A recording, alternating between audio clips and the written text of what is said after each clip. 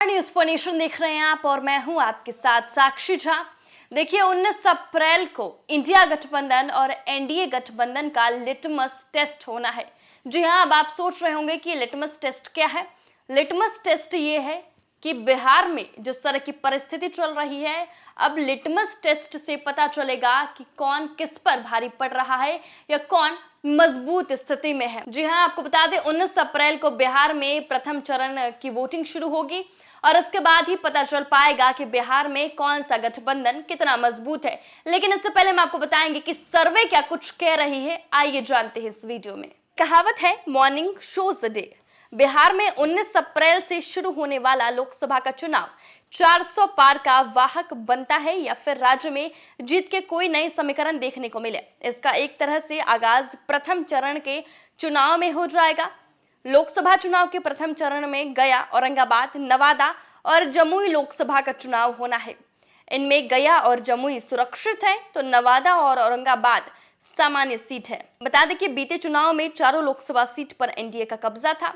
इस लिहाज से इंडिया गठबंधन के सामने खोने को कुछ नहीं है, पर पाने को सारा आकाश पड़ा है। देखिए 2019 की लोकसभा से 2024 का चुनाव काफी भिन्न नजर आ रहा है। बता दें बीते लोकसभा चुनाव में एनडीए की तरफ से जदयू के विजय मांझी उम्मीदवार थे, तब इनका मुकाबला महागठबंधन में शामिल हम के संस्थापक जीतन राम मांझी से था। अब इस चुनाव में बाजी जदयू के हाथ लगी। वहीं पूर्व सीएम जीतन राम मांझी लगभग 1.5 लाख मतों से हारे थे। इस बार मामला उलट हो गया है।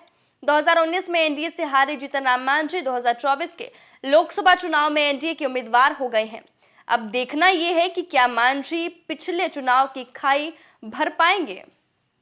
वहीं इंडिया गठबंधन की तरफ से राजद ने खुद गया लोकसभा सीट से उम्मीदवार दिया है। राजद के उम्मीदवार कुमार सर्वजीत के लिए लोकसभा का चुनाव लड़ने का अनुभव नहीं है, पर उनके पिता राजेश कुमार गया लोकसभा का किला फतह कर चुके हैं। वहीं गठबंधन दल के अपने अपने जाति समीकरण है। देखना यह होगा कि अनुसूचित जाति का 33% वोट किस ओर करवट लेता है। वहीं राजद के एमवाई और एनडीए के संवर्ण वैश्य के बीच से 33% वोट निर्णायक साबित हो सकते हैं। 2019 की तुलना में 2024 लोकसभा चुनाव इस मायने में अलग है कि इस बार एनडीए का सामना सीधे राजद के उम्मीदवार से है। एक दूसरा फर्क है कि एनडीए और इंडिया गठबंधन ने प्रत्याशी बदलकर भाग्य आजमा रहे हैं। बता दें बीते चुनाव में लोजपा के चिराग पासवान ने रालोसपा के भूदेव चौधरी को लगभग 3 लाख के अंतर से हराया था। लेकिन क्या राजद अपने उम्मीदवार अर्चना रविदास के जरिए ये खाई फाड़ सकता है। हालांकि राजद ने बड़ी समझदारी के साथ अर्चना रविदास को टिकट दिया है। खुद तो ये दलित से आती है, पर इनकी शादी यादव जाति में हुई है। इसका फायदा इन्हें मिल सकता है। वहीं एनडीए उम्मीदवार अरुण भारती को चिराग पासवान के 10 सालों का अनुभव है और पीएम का जमुई लोकसभा से चुनाव प्रचार करने का लाभ मिल सकता है। वहीं अगर औरंगाबाद लोकसभा सीट की बात करें तो बीते लोकसभा चुनाव से औरंगाबाद का चुनाव थोड़ा अलग है। कांग्रेस ने लगातार प्रतिद्वंदिता कर रहे भाजपा के उम्मीदवार सुशील सिंह का इस बार टक्कर राजद के उम्मीदवार अभय कुशवाहा से है। वहीं राजद सुप्रीमो लालू प्रसाद यादव ने औरंगाबाद के लिए एमवाई और कुशवाहा के समीकरण पर चुनाव की नींव रखी है। करते हैं नवादा लोकसभा सीट की, जहां बीते 2019 के लोकसभा चुनाव से नवादा का चुनाव थोड़ा अलग होता हुआ नजर आ रहा है। बता दें कि बीते चुनाव में राजद का मुकाबला लोजपा से हुआ था और इस बार जो है वो राजद और भाजपा आमने सामने है। इस बार दोनों ही उम्मीदवार पहली बार लोकसभा चुनाव लड़ रहे हैं।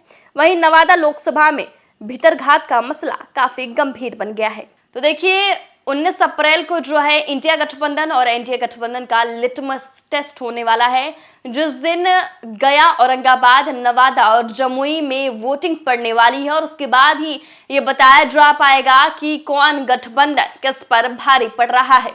आपके इस वीडियो पर क्या राय है, हमें कमेंट करके जरूर बताएं और ऐसी ही तमाम खबरों से अपडेट रहने के लिए देखते रहे न्यूज़ फॉर नेशन।